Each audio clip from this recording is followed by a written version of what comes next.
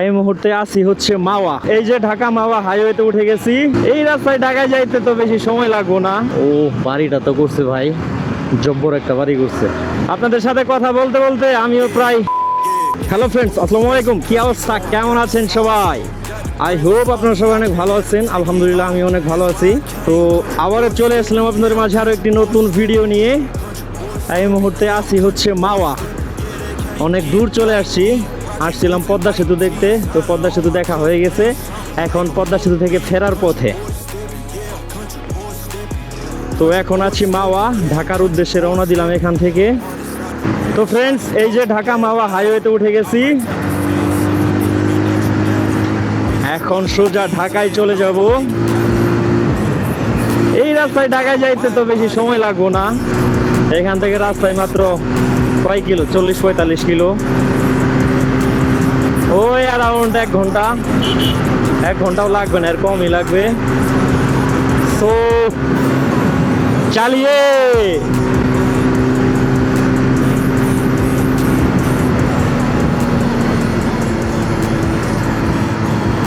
গেছিলাম হচ্ছে পদ্মা সেতুতে উঠি নাই, পদ্মার পাড়ে গেছিলাম পদ্মা নদী দেখতে। একটা মুক্ত পরিবেশে প্রাকৃতিক হাওয়া খাইতে গেছিলাম। একটা ভিডিও বানাইছি, চাইলে ওই ভিডিও দেখে আসতে পারেন, আপলোড করা আছে চ্যানেলে। সো এইরকম মাখন একটা রাস্তায় গাড়ি থাকলে আর কি লাগে, পুরা পাংখা অবস্থা। এইদিকে রাস্তার মাঝখানে যে ফুলের গাছগুলা, মানে 2 সাইড দিয়েই গাছ, এর জন্য রাস্তাটা আরো সুন্দর লাগে। ও বাড়িটা তো করছে ভাই, জব্বর একটা বাড়ি করছে। 2 সাইড দিয়ে সবুজ ঘাস আছে, এর জন্য আরো সুন্দর লাগে। আর এই যে ফুট ওভারগুলা একবারে সেই গর্জিয়াস।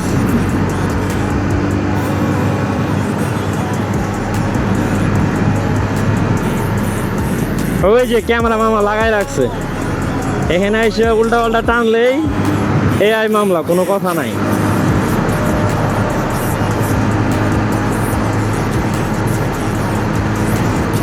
এমন একটা রোড, এটা আপনার ক্লাস চাপতে হবে না, সোজা পিক আপ দিয়ে যত যাইতে পারেন,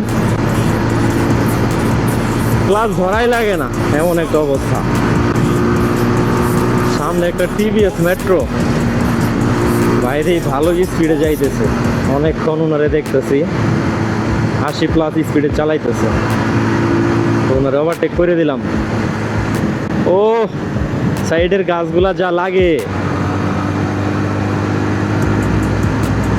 বিশেষ করে এই যে এই গাছগুলা লাল লাল ফুল ধরে আছে, এর জন্য আরো সুন্দর লাগে। আর বাম সাইডে ওইটা হচ্ছে রেল লাইন, আব্দুল্লাহপুর 12 কিলোমিটার। এই দিকেও আব্দুল্লাহপুর আছে, আবার উত্তরাতেও আব্দুল্লাহপুর আছে। আমি আগে এটা জানতাম না, এইদিকে আসার পর জানলাম। রাস্তাটা দেখেন ভাই, পুরা সেই একটা অবস্থা রাস্তার।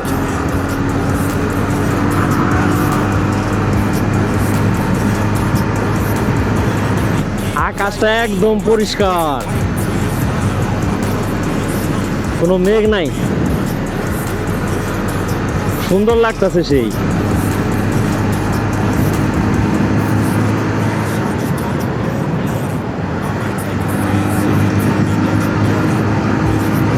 ঘুরতে হবে, প্রচুর ঘুরতে হবে। আর এই যে ঘোরাফেরার নেশায় আমারে ধইরা গেছে, মানে ঘোরার নেশায় পায়ে গেছে। এখন সময় পাইলেই বের হয়ে যায় বাসা থেকে, কোনো কথা হবে না, সোজা রাইড হবে।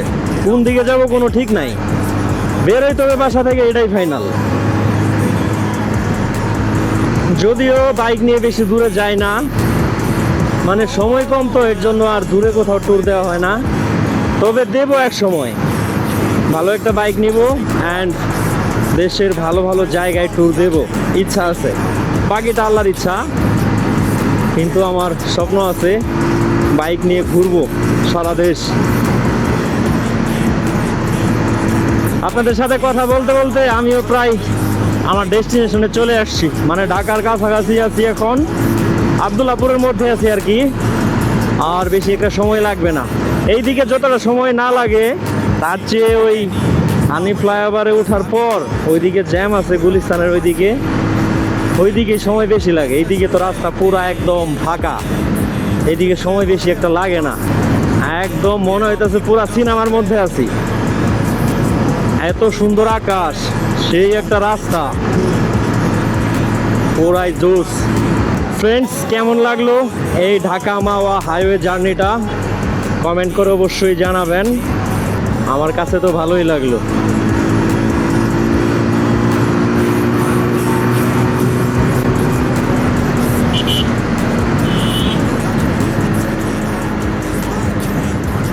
চলে আসছি প্রায় ঢাকার কাছে। ওইদিকে আর ভিডিও নিব না, কারণ ওইদিকে গেলে যানজটে পড়ে যায়, যানজট আর আপনাদেরকে দেখাইতে চাই না।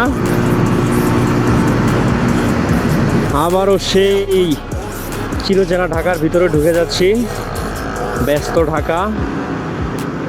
এতক্ষণ ছিলাম হচ্ছে ঢাকার বাইরে, আর এখন ভিতরে এন্ট্রি করতেছি। এই যে এটা হচ্ছে নদী, ওইদিকে দেখেন কত বড় বড় লঞ্চ, ফেরি। এটা হচ্ছে ফেরিঘাট। আর কয়েক কিলো গেলেই হানি ফ্লাইওভারে উঠে যাব, দেন ঢাকা মেডিকেলে এখানে নামবো, তারপর তো বাসায় চলে গেলাম।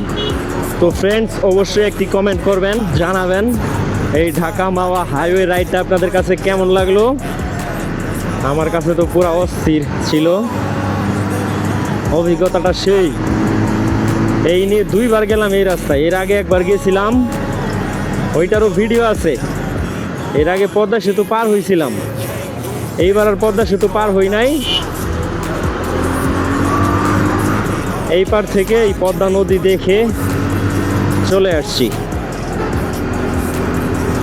সো আপনাদের আর বিরক্ত করতে চাই না, আপনাদের মূল্যবান সময় আর নষ্ট করতে চাই না। ভিডিওটা যদি ভালো লাগে অবশ্যই একটা লাইক দিবেন, কমেন্ট করবেন, অ্যান্ড চ্যানেলটি সাবস্ক্রাইব করে পাশেই থাকুন। সো সবাই ভালো থাকেন, টাটা।